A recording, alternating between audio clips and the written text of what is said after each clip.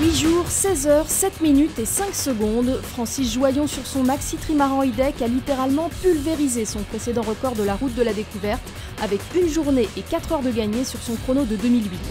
C'est à 12h50 le 6 février que le maxi trimaran IDEC coupe la ligne de départ dans la foulée de son convoyage.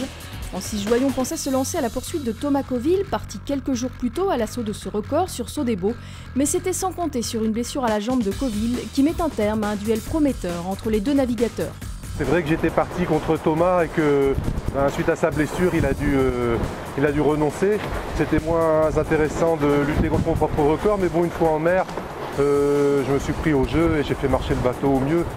La descente vers les îles Canaries, passage obligé du parcours, se fait dans des conditions moins favorables qu'en 2008.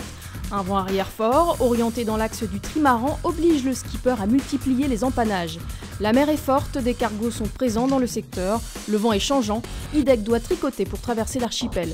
Au soir du 3e jour de navigation, Francis Joyon n'a pas beaucoup dormi, il a perdu près de 200 000 sur son temps de référence, mais enfin, il touche les alizés. Le lendemain, 4e jour, ça y est, la course prend des allures de record. IDEC évolue à plus de 25 nœuds, Francis Joyon est sur le qui-vive car la moindre oscillation de vent compte et il faut être réactif. Nous sommes au 5e jour, IDEC a repris 150 000 en 24 heures sur le temps de 2008.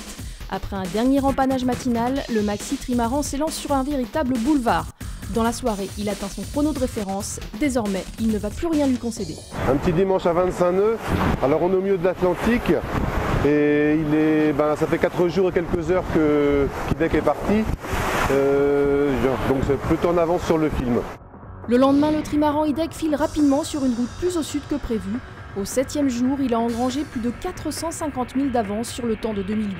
Après avoir encaissé sans broncher un front violent, le navigateur cherche à éviter l'anticyclone au-dessus de lui en empannant plusieurs fois jusqu'au lendemain. Il s'agit de négocier les empannages et l'approche pour les 600 derniers milles et essayer de ne pas trop se faire prendre dans les zones de calme. Le jeudi, veille de son arrivée, Francis Joyon empanne une dernière fois pour prendre la route directe de San Salvador.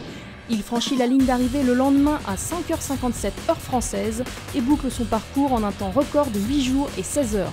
Un exploit incroyable lorsque l'on sait que son routeur habituel n'étant pas disponible, Francis Joyon n'a eu aucune assistance météo sur cette course.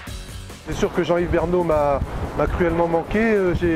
J'étais habitué à travailler avec lui, c'est une efficacité et un confort incomparable. Moi j'ai fait un peu du travail un petit peu simplifié et c'est vrai que bien des fois j'aurais eu envie de son soutien pour en particulier le dévent des îles, comment se placer au niveau des empannages, etc.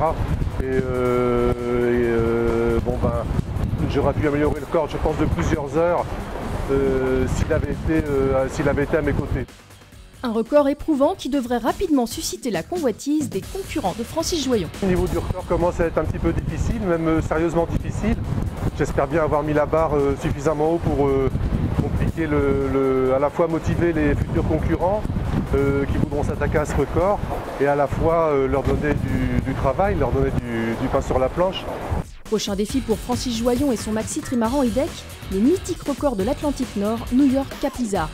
Rendez-vous au printemps.